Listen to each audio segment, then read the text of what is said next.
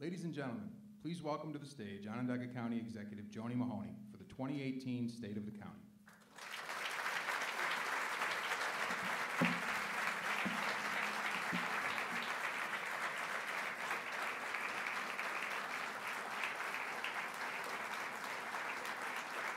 Thank you.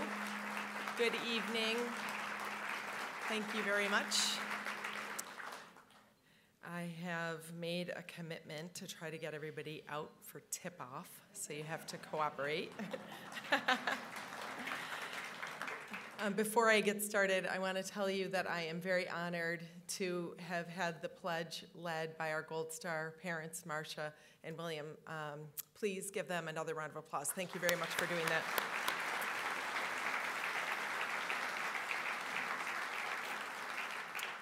And welcome to the 2018 State of the County. I am happy to be joined here with some of our federal representatives, state representatives, district attorney, sheriff, the county clerk. I am very happy to be joined by Mayor Walsh and his staff and all of our local government and school officials.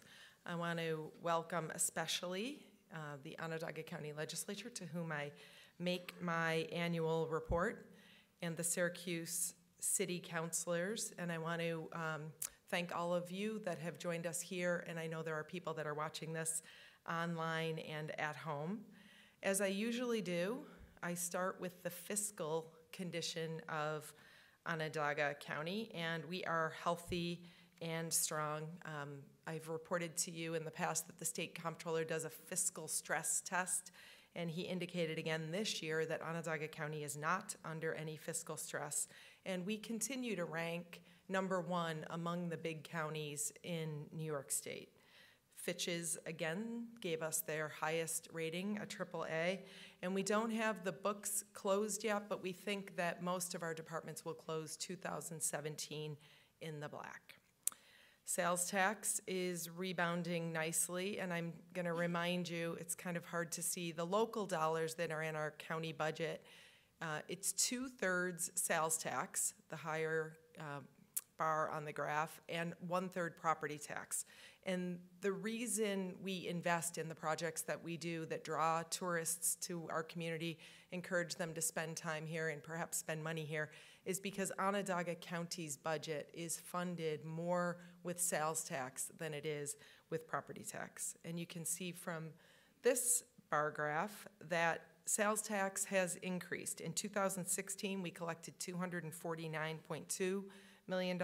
Last year it was $254, and we're projecting $258.8.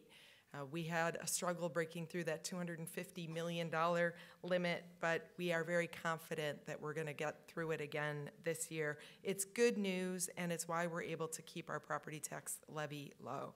It's $141 million, which translates into a property tax rate of $5.05 per thousand, which means if you live in a $100,000 house in Onondaga County, your total county property tax bill is $505.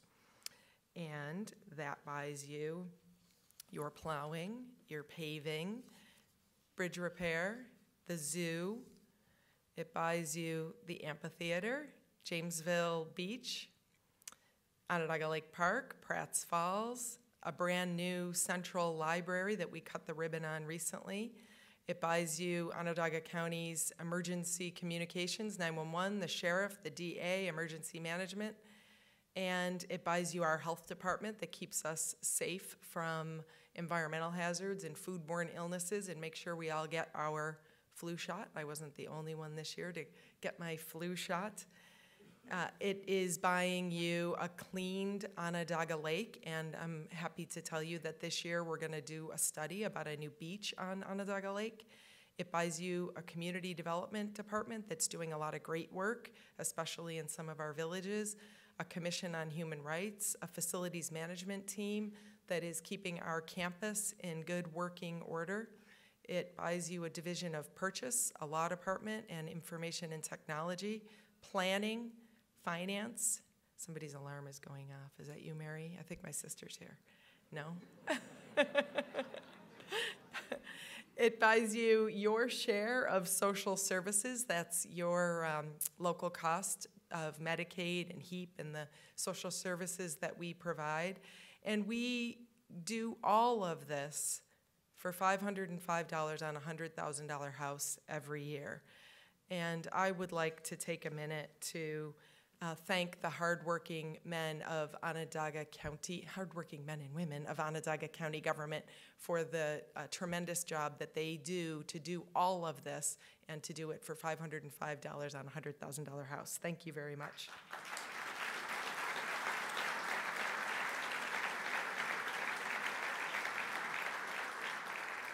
And speaking of our Onondaga County employees, I want to highlight one for you. This is Morris Nidabe. Morris came to the United States with his family, and he's right back there. Welcome, Morris.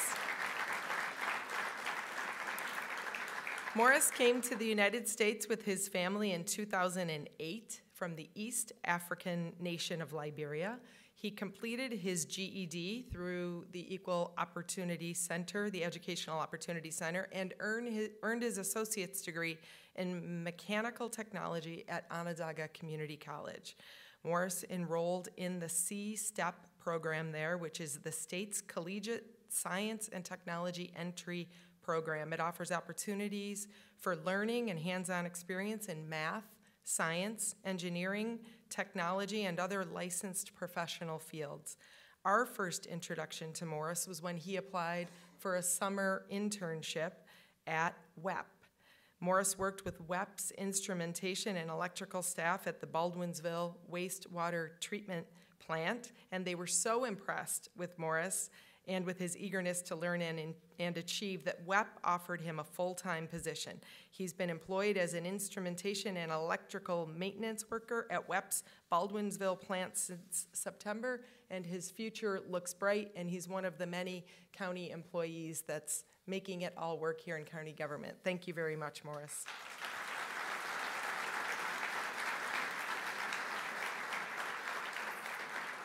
And while we've been keeping an eye on the bottom line, we continue to focus all of our decision-making through this prism of what's best for the next generation. And I want to go back and tell you, those are all children and grandchildren of people in county government. There's Glazier's there, there's Dublin's there, George Dewar's granddaughter, Carol Dewar's, Dwayne and Tara Owens' grandson. And up there in the top right corner is the brand new Maggie, who turned our very young and very energetic Deputy County Executive Bill Fisher into a grandfather last week.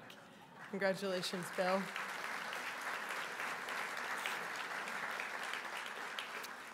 Believe it or not, I have completed 10 years in county government, and it's been gratifying in preparation for this report to you to look back on all that we've accomplished working together. We have done some really hard things. We turned what was supposed to be a sewage treatment plant in Armory Square into our award-winning Save the Rain program. Along the way, we put what was at the time the largest green roof in the Northeast on our convention center. We have distributed 2,100 rain barrels.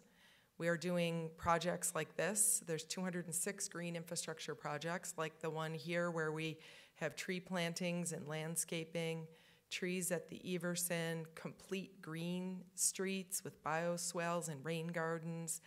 We have new parking lots that are engineered solutions to runoff, but at the same time, they're much more attractive, not only than the old parking lots, but then the sewage treatment plants that we were going to have there. We've had a great partnership with Coach Boeheim. He's making his courts for kids out of porous pavement, and all of that acts like a sponge and absorbs the rainwater and keeps it out of our system. Everything added together, we have 154 million gallons of runoff that we keep out of the system every year. We closed 22 of our combined sewer overflows. Those are the giant pipes that were dumping raw sewage into Onondaga Creek. We've closed 22 of them. And when I got here, the consent order required 89% capture. And when we went back to Judge Scullin and asked him for permission to scrap the sewage treatment plants and go with green infrastructure, in exchange, we agreed to increase what we committed to do to 95%. And I'm very proud of Mary Beth Primo and Tom Rhodes at WEP and the whole team, because they ran through the finish line. We now capture 97% of the runoff, and for the first time, I will tell you that all of the milestones in the original consent order are now complete.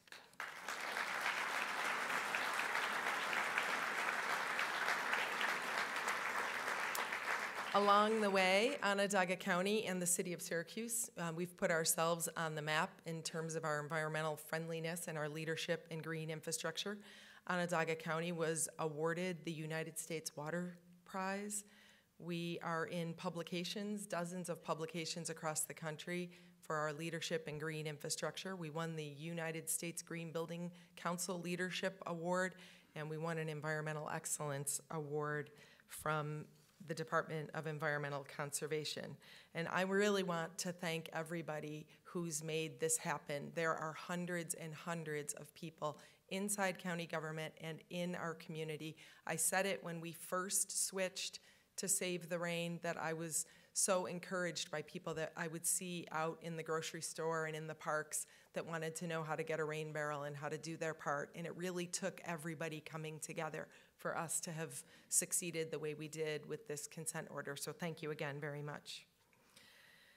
We also involved ourselves in the schools. When I came into county government, there was no direct involvement between the county government and the schools. We don't have a school district that's under our purview, but we knew that we could either invest in our kids and give them the tools that they needed to succeed on their own, or else we were going to have to pay more expensively down the road, and that is where county government came into play, and we were failing. When I started, the graduation rate in the city of Syracuse was 47%. That meant hundreds of children were dropping out of school every single year, thousands over time, and they were coming right back into the Civic Center for very expensive social services that they would need for the rest of their lives. Or worse, they were ending up in our criminal justice system. It was not only a human tragedy, but it is very expensive for the rest of our society. So we went to work under the leadership of Ann Rooney, and we involved ourselves in the schools. And we found out very quickly that there are some outstanding teachers and administrators in the city school district. But the kids needed support if the teachers were going to be able to teach. In the old days, we kept the services separate from the schools, and we waited for things to get bad enough for people to bring the kids to the Civic Center, and oftentimes that was too late. So we changed the way we do business, and we brought the services right into the schools so that we could nip issues in the bud.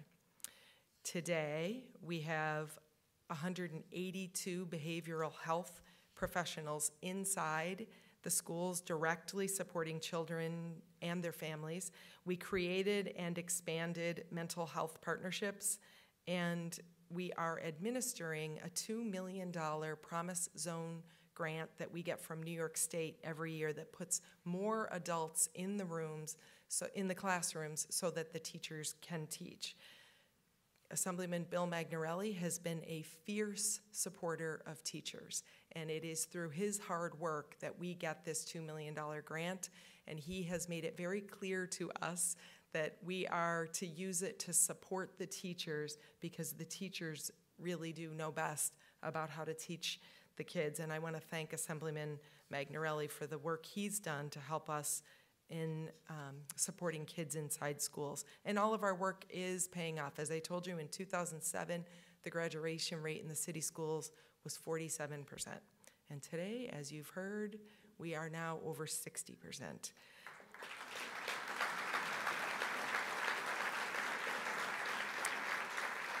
We certainly have more work to do, but I want to thank the Syracuse City School District for being tremendous partners and allowing us to come in and bring the services directly to the kids. And I'm pleased to report to all of you that we've expanded, and we are now at BOCES, East Syracuse, Manoa, Liverpool, CNS, and Solvay schools. It's the right thing to do for every reason, and I'm very happy to be part of the team.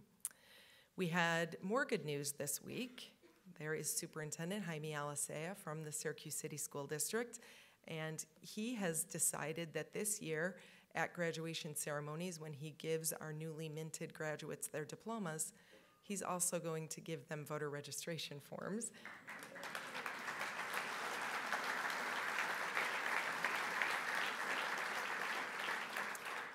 The hundreds of new grads that will be coming out in the fall will be well on their way to becoming full participants in our community. I also want to thank Governor Cuomo, because when Say Yes to Education came to Syracuse several years ago, we made a commitment to the kids. We said, you do your part, do the hard work and graduate, and we'll make sure that you have the resources to go to college. Well, the community fell short on raising the money for the scholarships, and we went to the state and we made a very clear pitch that an education is economic development, and I am happy to tell you that there is now a $20 million scholarship from New York State that's held by the Community Foundation so that we can fulfill that pledge that we made to kids. You finish school, and this community will make sure that you can go to college.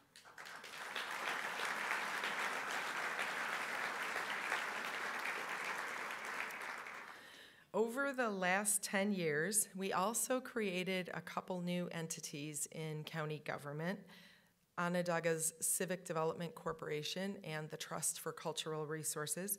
We put some of our smart attorneys that are right there in the front row to work and asked them to do the hard work of creating these entities, because when the IDA law changed and we were no longer able to do financing for nonprofits, it caused a problem in our community because many of our largest employers are also nonprofits. So we created the Onondaga Civic Development Corporation, and they then did the financing at a lower cost for some of these community partners. We also created the Trust for Cultural Resources to support entities with an arts or cultural component, and we take the fees that are generated when we do the projects and we give them right back to the arts organizations that are in the community. It's been a wonderful experience, and I'm grateful to the law department for taking some of our cockamamie ideas and making them real. Thank you very much.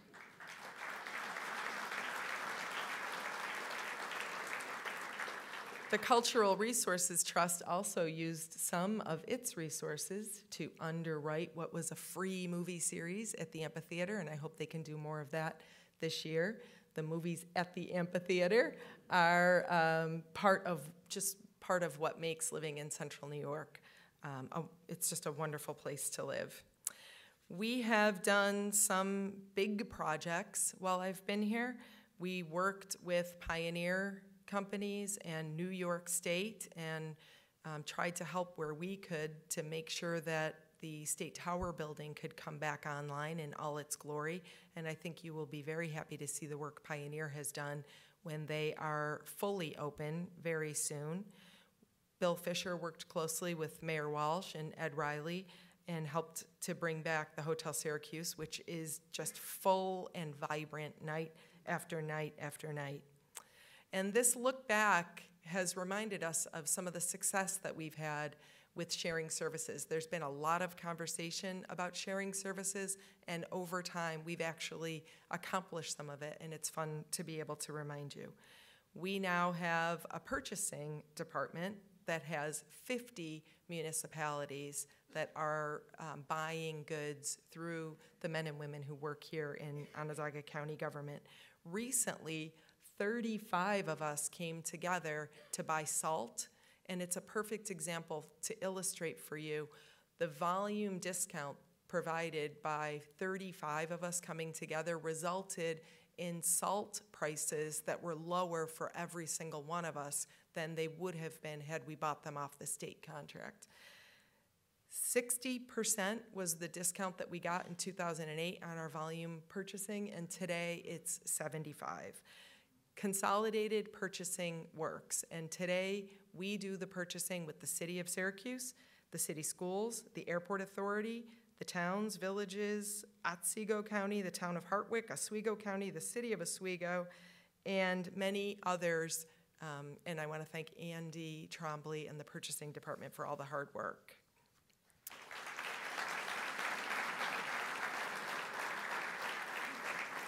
We also, you might remember, the city planning came together with the county planning. We took the Metropolitan Water Board and we consolidated it into the Onondaga County Water Authority.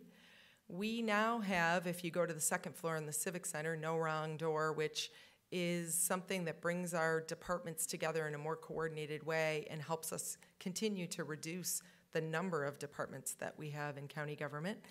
And by 64%, voters in Onondaga County in November asked that the correctional department go back to the sheriff. I am very happy about that too. Thank you, Jean, for a smooth transition, and Bill Hanna out at Corrections. We are prepared now, again, and you will see it in the budget that we present to the legislature, to merge both 911 and emergency management into one county department. We're really trying to walk the walk. We ask other municipalities to share services, and we are trying to do our part here inside Onondaga County. The medical examiner in Onondaga County provides services to Oneida County, benefiting both of us. And we completed our first annual countywide shared services plan. I want to thank Mary Ann Coogan, the Camillus Town Supervisor, and Mark Olson, the Fayetteville Mayor, for leading your organizations. I think Mark said it best when we finished. He said, in the beginning, we were skeptical, but it worked. And this exercise resulted in $5 million being identified, and I think that that's only the beginning. We will be back together again doing it this year, and I think there's only more savings to be had. And this is an oldie but goodie, but I want to give credit where credit is due. This is almost becoming a distant memory, but when I got here, we merged the Town of Clay Police Department with the Onondaga County Sheriff. It was one of those things that was very controversial, but now we barely remember, and it's been completely successful. That effort was led by Jim Rowley, one of our newly elected county legislators, and this article from then, Jim, I hate to report you were only 46. It said he had become a celebrity of sorts. He's being held statewide, even by Governor David Patterson, for not only masterminding the merger, but, this is my favorite part, getting it accomplished in only 3 months. Jim said, I purposely designed it that way. I pushed, and I pushed, and I kept pushing, pushing, pushing, and I think strategically it's the best thing to do because it forces people to react. Jim said we're trying to promote consolidation, not dissuade consolidation. And I am very happy to have a new partner in the county legislature that is not only pro-consolidation, but pro-speed. So thank you very much, Jim Rowley.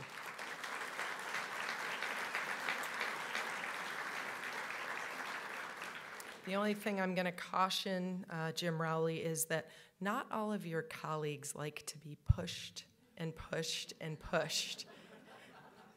They tend to like to read and read and read and talk and study and convene committee meetings, but it'll be nice to have Jim Rowley there, Ryan, to push you along.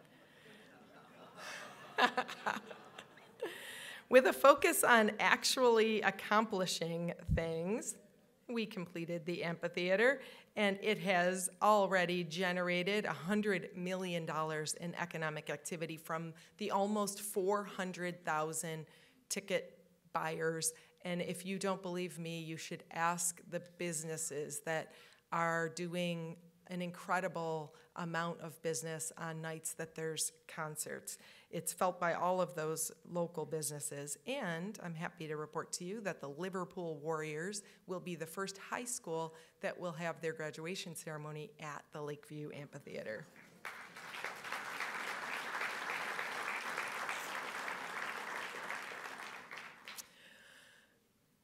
And this summer, Lakeview Amphitheater's got a good lineup already, and you will see some of them are coming back, Zach Brown Band and Dave Matthews Band, and I want to officially let them know that they're welcome to play our amphitheater every single year. I will see you out there this summer. We also created this Second Chance Canine Adoption Shelter that has exceeded our wildest dreams. It is run entirely by volunteers. There is no taxpayer money to operate. And we have adopted out 200 dogs. That is great.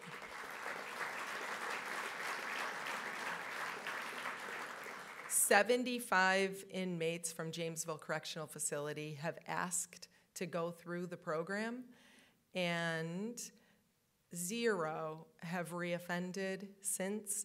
And that's one of the things that we really thought when we created this program, that it's not only a second chance for the animals, but it's also a second chance for the men and women that are at Jamesville Correctional Facility. It's a minimum, it's people who are sentenced to a year or less, and oftentimes for things that they certainly can recover from. And this Second Chance Dog Facility has given them the opportunity to learn new skills, and we hope they have also benefited from the program. But the fact that we are so far at 0 recidivism, not one of our successful inmates has returned as an offender, but, as I told you, 1 has come back as a volunteer. We also are adopting dogs to families of inmates who have gotten to know the dogs while they've been in there. It's really a wonderful program. And I want to thank Sheriff Conway for agreeing to continue with the program now that 64% of the people want you to have corrections. In 2012, there were 573 dogs at the DeWitt Animal Hospital that had to be euthanized because of space. And in 2017, it's 89. And that is...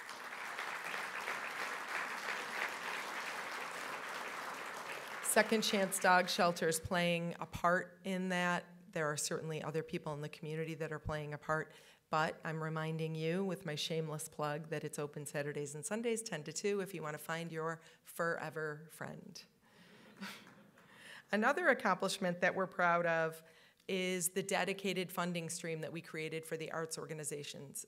When I was out asking for this job, I heard from arts organizations that they are very grateful for the funding they get from the county, but they don't have any ability to plan. So we went to work with CNY Arts, and we created a dedicated funding stream. There's 22% of the room occupancy tax that we collect in the county now goes straight to CNY Arts.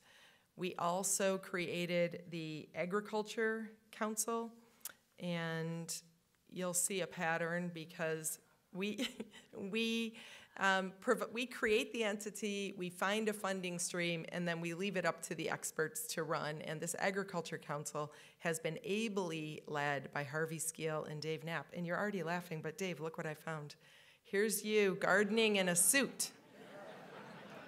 I said I might be a city slicker, Dave, but I know that's not how you dress out in the field. For the cameras. Okay, got it. And the Agriculture Council's doing great work. The Buy Local, Buy Onondaga Grown campaign and the On Farm Fest are going like gangbusters. We had thousands of people come to the farms that were open this summer, and 84% of survey respondents said the campaign encouraged them to buy local. It's great news for our local food producers, our breweries, our wineries, our dairies, and the kids who went had a great time.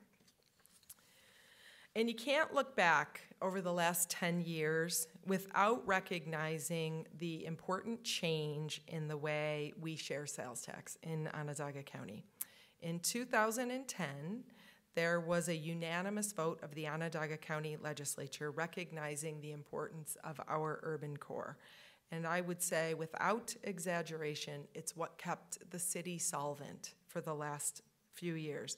There was wisdom on the part of the county legislature by some of you that are still here and some who have since retired, that the dire consequences facing the city of Syracuse would not just harm the city of Syracuse, but would harm Onondaga County and the region as a whole. You will not find any examples of thriving suburbs around a bankrupt city. We are all in this together. That vote of the legislature also prompted other changes in the way the county works with towns and villages. It's valuable as we launch into a new conversation about a new sharing formula to put all of it together in context. We created a village improvement fund and to date have dispersed $31 million to the villages for things like sidewalks, tree planting, street sweeping, street beautification. We also, the legislature led the way in creating the Suburban Green Infrastructure Fund, which has spent $8.7 million in the towns, doing things like planting trees and making rain gardens, new sidewalks, and improving our suburban communities. And when I got here, we paid towns $5,000 per mile for plowing, and we now pay $7,200 per mile, and there are 2% increases budgeted for the next several years, and we are now spending almost $2.5 million on towns doing the plowing for us. One of the most valuable things that we do inside the towns and villages is probably something that many of you have never heard. We make the towns, the villages, and the suburban school districts whole. And we don't do the same thing for the city of Syracuse. So let me explain. This is where I really want to be a professor someday. Okay. Let's see. If town A levies $1 million, they put it on the tax bills that they send to the residents. In addition, the town's share of the county levy is similarly apportioned. For purposes of keeping it simple, let's say town A's share of the county levy is also $1 million. So we mail the $2 million tax bills to the town residents. Sometimes not everyone pays their property taxes. Say $2 million is billed, but only $1.8 million is collected. The town then takes all of its $1 million that it needs for its budget, and it passes the balance onto Onondaga County, leaving the county short. The town has all the money it needs to cover its budget. It can maintain its infrastructure and plow its snow and operate its parks for its residents.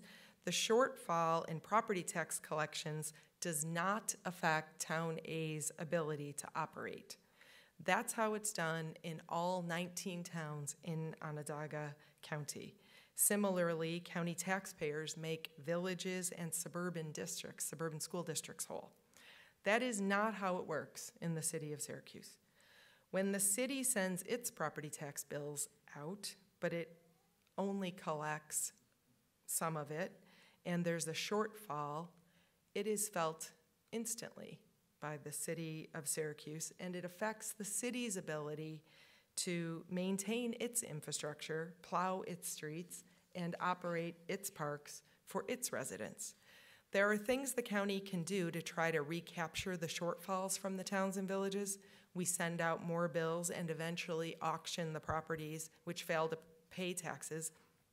But those things take money and effort, and the county can wait years to finally collect some of it. The towns, the villages, and the suburban school districts don't have to worry about it because they get their money right away. The city has sometimes resorted to selling its liens for pennies on the dollar in order to recapture some of the revenue with which to operate its government. But what's more, the county goes even further in the towns and villages. Let's say that there's a vacant house in the village or the town that's an eyesore. The municipality can do things like board it up safely, mow the lawn, even secure the swimming pool. The towns then add those costs to the property tax bills. When the towns keep their share first, the result is that county taxpayers who foot the bill, it's the county taxpayers that foot the bill for the improvements. Here's a recent example. This is a vacant building in the suburbs that stopped paying taxes. The town spent $220,000 demolishing the property and added the charges to the unpaid property tax bill, which the county ultimately paid. The property will likely go to auction so county taxpayers can recoup some of the expense, but the local government has now requested that the property be given back to them so they can use it for their own purposes. And that's a practice that's gone on for years. Imagine if the city of Syracuse had the ability to beautify all of the vacant properties and simply passed the cost along to the county to pay. My guess is that they would very much like the ability to do so. Oftentimes, people come into the city and they complain about the blight. What they probably don't know is that suburban blight is mitigated with county taxpayer dollars. Dollars collected not just in the suburbs.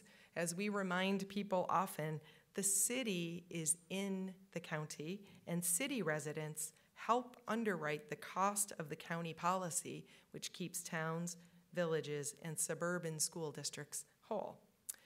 In 2017, the policy cost $10.8 million for the towns, $1 million for the villages, and $24 million for the suburban school districts.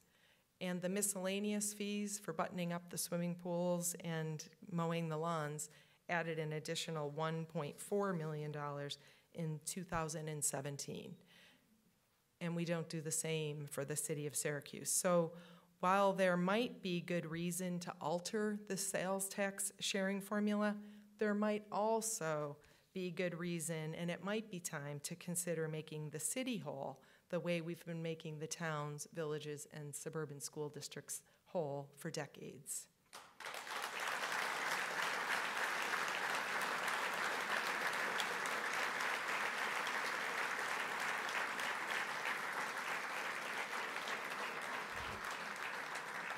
And in addition to some of the great policy changes that I think our team has put in place, I think you will all be happy to know that while the federal government talks about an infrastructure bill and some of the local governments wait for help, your Onondaga County government has kept our infrastructure in good working order. We have paved 97 miles of road. We have repaired or replaced 41 bridges, 13 miles of large diameter sewer pipes. We've rehabbed 60% of our pump stations, and we have completed $209 million in capital projects on our 6 wastewater treatment plants. We abated asbestos in the Cochin office building, and we've done major renovations inside the KOB and the Civic Center. We put a new roof on Jamesville Correctional Facility. We put a new roof on the War Memorial, the Civic Center, the theaters. We put a new roof on the Justice Center. We replaced all the windows in the Civic Center. That's not me, that's Sheryl Crow. We added $2.7 million to our 2.7 miles to our Loop the Lake trail on the west shore of Onondaga Lake, and we are now in the process of an additional 3.5 miles that will be the critical link connecting downtown Syracuse and the Creek Walk to our Loop the Lake trail.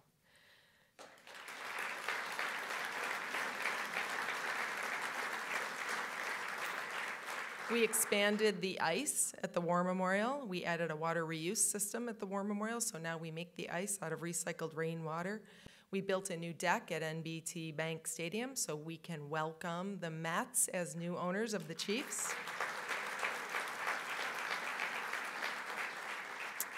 We lit up Columbus Circle. I don't know if you remember, before we got here, it was dark, and we did our part to make some encourage vibrancy around the Civic Center at night. We redesigned, rehabbed, and moved the Board of Elections to a more user-friendly place on Erie Boulevard so people don't have to come downtown into the Civic Center.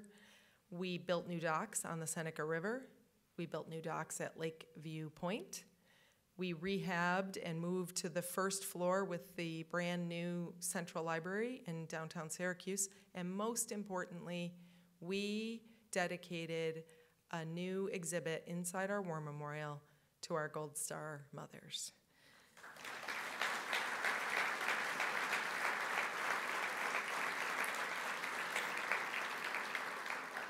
And while we have made a lot of progress, there is more work for us to do. The Carnegie Building still sits vacant. Here's the timeline, and I'll blow it up for you in case you can't see it. We have had the Carnegie Building since 2011, and it's time for us to decide what to do with it because we're not being good neighbors for the private owners around it that are spending money to rehab their own properties. We have a sustainable development plan that's waiting for the county legislature's action. And these are some of the counties in New York State that if you just go on their websites, you'll see their up-to-date sustainable development plans. But there is one glaring exception, and that is ours.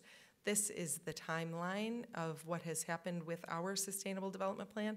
And I don't know if you care to venture a guess, but it was given to the legislature's planning committee in August of 2009.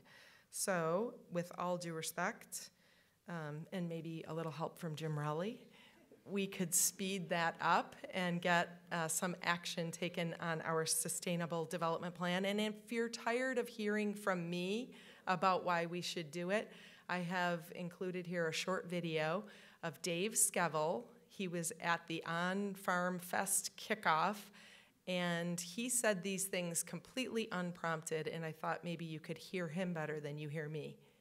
And there's some reasons that ag is so great in Onondaga County, and there's some things that just are irreplaceable. And a couple of those things is we have really large aggregations of great soil to support dairy and vegetable farming. And I know the Reeves, they don't want to take the plow out into a 2-acre field that is very inefficient. So taking stock of the fact that we've been blessed with all these great aggregations of soil, and about the only way we can screw that up is putting housing developments and strip malls out in the middle of that. So we really have to take stock of that blessing. So that's from the guy with the John Deere hat. It's time to take action on the Sustainable Development Plan, and we stand ready for any amendments that you make or any suggestions that you have, but Onondaga County really is neglecting its duty by not having an up-to-date development plan. We are working with New York State, the Canal Corporation, on the Inner Harbor. It needs to be dredged if we're going to be able to get boats in there. This is what the canal looks like in some other upstate cities. I think this is Buffalo, and this is what ours looks like, and we're really excited about the opportunity that it presents. We're working now to try to identify sites for the spoils so that we can get moving. District Attorney Bill Fitzpatrick is convening a group of teachers, parents, students, administrators, law enforcement, and mental health professionals for a blueprint for school safety. It has certainly come to the forefront again, and the district attorney is lending his expertise and convening this group, asking us to put the politics aside, look at the tools that we have today, things like communication, look at the physical layouts of the building, and find out how we can do better to keep our kids safe. The district attorney met with me and with Mayor Walsh at City Hall a few weeks ago, and I am grateful for his leadership. It is terrifying to see some of the news that we've seen, and I'm very grateful that there are people who have expertise in our community that are lending a hand. And speaking of Mayor Walsh, I don't know that I have officially welcomed you and congratulated you on your election. I don't know if you're counting, but this is your 65th day in office. And I want to show, yes.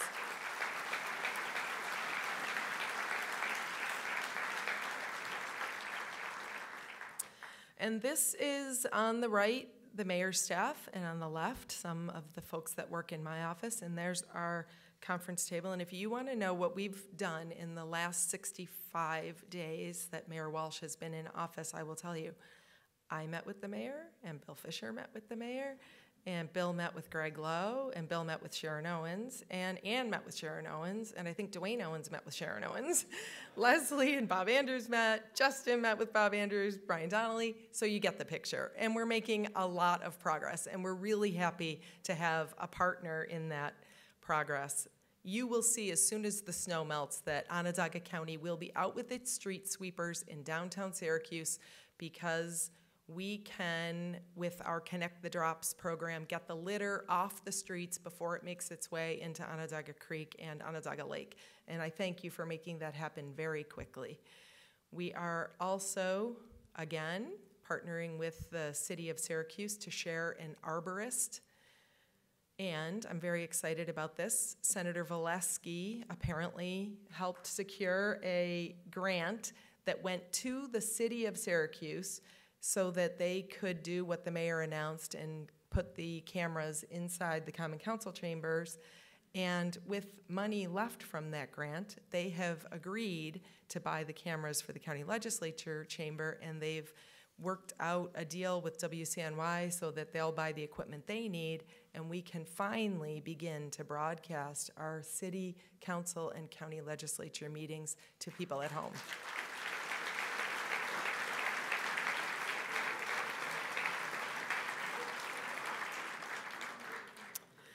The mayor and I have also had conversations about how we can speed up the process on 81. We know we're waiting for additional studies, but there are improvements that will be made no matter which plan is chosen. We're identifying those projects and working with the state to make progress sooner rather than later. We also have a good partner in this progress in New York State. New York State built a film hub that is been a lot of fun, and there's been a lot of activity for people. These are some of the scenes inside. This was a football field that was created in there. There's a forest in the wintertime that was created. There's some kind of room and lots of trucks. And I don't know if Eric Vinyl is in there, but Eric is our film commissioner. There are dozens of films that have used the soundstage, and there are several more movies that are either currently underway or scheduled to happen this year in Onondaga County. I have spoken with the Stagehands Union. I attended the Central New York Film Professionals meetup at the Hub last month. Senator DeFrancisco and I both congratulated them for their effort. There were a couple hundred people that were there. They've created syrfilm.org, syrfilm.org, and Eric Vinyl is owed a big debt of gratitude. He is doing tremendous work making all of this happen, and I'm getting great feedback from the filmmakers, so thank you very much, Eric Vinyl.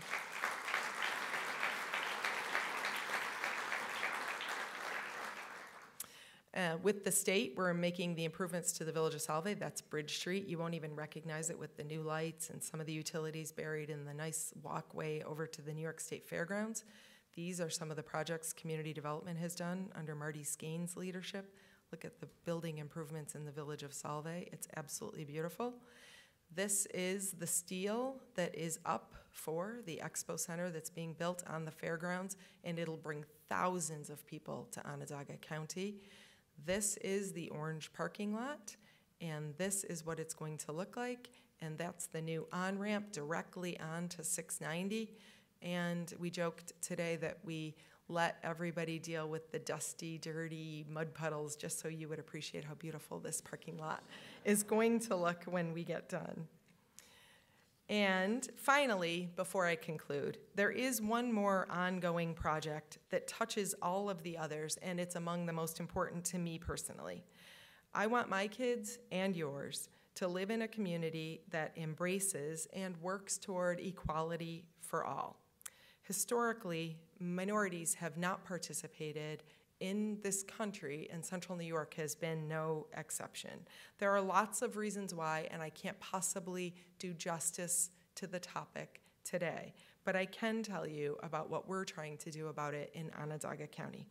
Several years ago, we changed the language on the requests for proposals that we put out. We let vendors know right up front what our commitment is to minority and women-owned businesses and a level playing field for people to be able to participate. We gave vendors good feedback. If there was a response that did not have a robust plan and it did not get selected, we made sure to tell the vendor that that was the reason why. And the change was was dramatic, and it was swift. And I have been really happy with the private vendors, the partners that we've had in Onondaga County government. I believe that it was those efforts with the RFP that helped us not only do this amphitheater on time and within budget, but look at our MWBE results. We had a 22% participation rate, minority 12.5, women-owned businesses 9.6. And along the way, we did things to try to help. We did this Built to Build program. We had a logging class out in Highland Forest, Travis Glacier. We have a robust hiring program for summer jobs in Onondaga County. While a lot of other governments talked about banning the box, Onondaga County took the question off of our job applications, asking about previous criminal convictions. And before I let anybody think that that is only to benefit minorities, I want to assure you that there are a lot of white men and women who work for Onondaga County government who took advantage of this change and did not have to disclose previous convictions either. We instituted the Rooney Rule that makes sure that we are interviewing minority candidates. Dwayne Owens and the personnel department's working with the state on a management trainee program for recent college graduates. Quante Wright in economic development is going out and actively recruiting at local colleges, and we are having success. I will tell you that it's not all been smooth sailing, but I am proud of the change that's come to county government. We are holding people accountable, and we're addressing issues when they arise. One thing we did was we partnered with Interfaith Works. They have an expertise in this area that they're sharing with the men and women who work in county government. In 2005, I participated in a race dialogue circle with the Interfaith Works organization, and it was life-changing. And at the end of the classes, all of us were asked to sign a pledge. And I signed a pledge that said that when I have the opportunity, I will work to level the playing field for minorities. I am really proud of the work that everybody in county government is doing to help me fulfill the pledge that I made 13 years ago.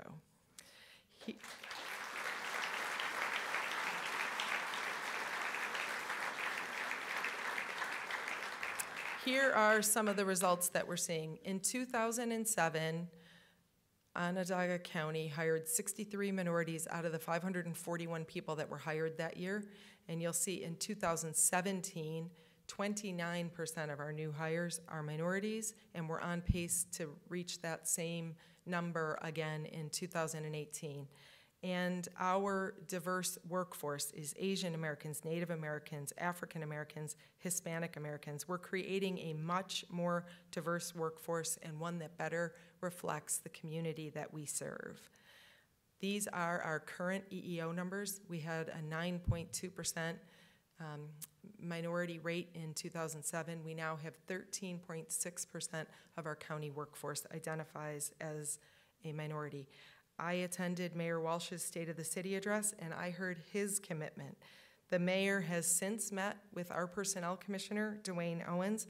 The mayor has gone out and got private partners to participate in the summer jobs program, and this combined effort will create a healthier, more diverse, and more equitable city and county government.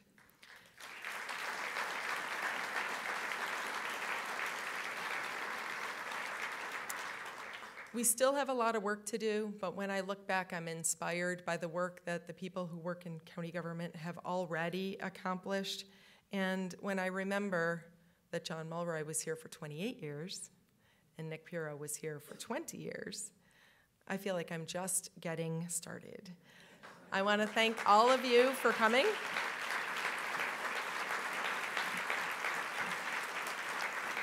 Thank you very much. Thank you for coming. Drive safely and go Orange.